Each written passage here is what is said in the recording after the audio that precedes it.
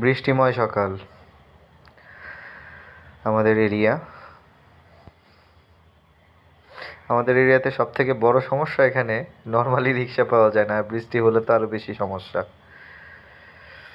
চলেন হেঁটে হেঁটেই শুরু করি আজকে।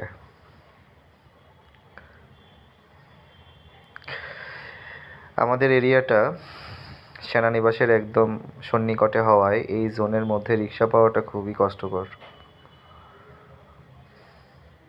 তাও কিছু করার নেই, কাজ করতে হবে জীবনের তাগিদে।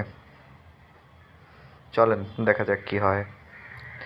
অবশেষে একটা রিক্সা পেলাম, সিএনজি স্ট্যান্ডের দিকে যাচ্ছি। কিছু করার নাই, কাজ তো করতেই হবে, ডিউটি করতেই হবে। যদিও মন থেকে ইচ্ছে ছিল না বের হওয়ার, তারপরেও বের হতে হলো শুধুমাত্র কাজের উদ্দেশ্যে। দেখেন ক্যান্টনমেন্ট পাবলিক স্কুলের মাঠের কি অবস্থা, সম্পূর্ণই পানিতে ভেজা। অবশেষে একটা সিএনজি পেলাম, এখন যাচ্ছি গন্তব্যের দিকে। ক্রসিং পড়েছে, ওয়েট করতে হবে। যাক গিয়ে, আপনারা কি করছেন সবাই?